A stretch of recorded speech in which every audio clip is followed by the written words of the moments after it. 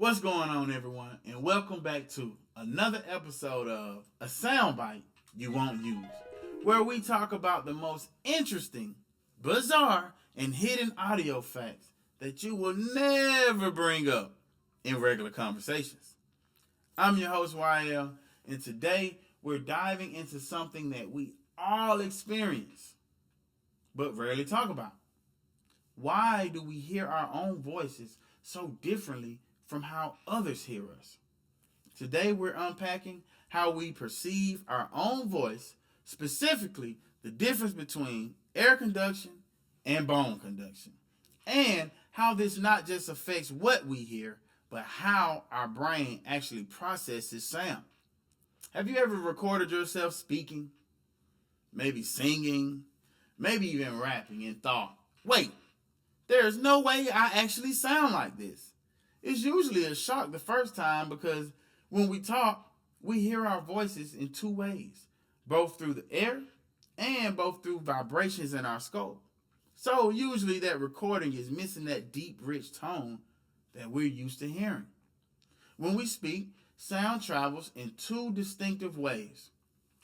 Air conduction, which is the traditional route, sound waves move through the air, vibrate the eardrum, and are translated by the cochlea into electrical signals for the brain. Bone conduction, by contrast, bypasses the eardrum altogether. When you speak, vibrations travel through your skull, stimulating your cochlea directly. As a result, you hear yourself with extra depth, which others just don't perceive in the same way. This isn't a trick of the ear. Our brain actually plays a huge part. Studies show that the auditory cortex, where sound is processed, integrates both bone and air signals, but with different weighting. That's why when we hear ourselves on a recording, it sounds a lot flatter than natural because we're missing that internal resonance. Over time, this can even shape self-perception and confidence in how we sound. I can tell you, I remember the first time I heard myself on a voice recording, rapping on a track. My immediate reaction was, that cannot be me. And I know a lot of you have felt the same exact way. It's like a cognitive mismatch. This is why I'm not a recording artist to this day. When I speak live, I sound way much better than an actual recording. So I like to stick with speaking live.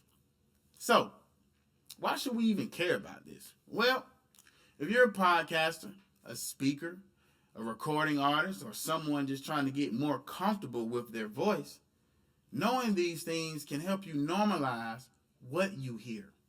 It's still you, just a different channel. So, how can you get more comfortable with recording? Well, first, record yourself consistently. Don't just do it one time. When you listen back, don't just listen back for content, but for tone and rhythm.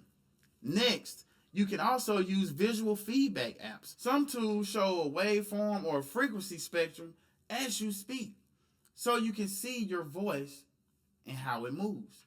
Finally, experience with different recording environments. I talk about this all the time.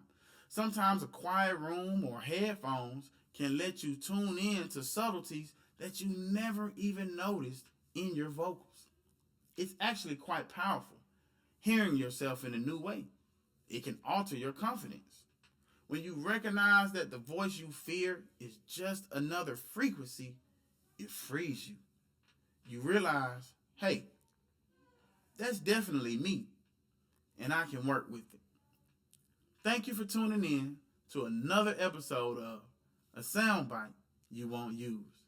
If you enjoy conversations as such, facts that really get you thinking, then like always, hit that subscribe button. As a matter of fact, hit that share button because everyone, and I mean everyone, loves the fact that they didn't know they needed. Did you need it? Did you care? it doesn't matter because it's still a fact that you didn't know was there. Until next time, keep questioning, keep learning, and keep that voice alive. I'll see you on the next episode.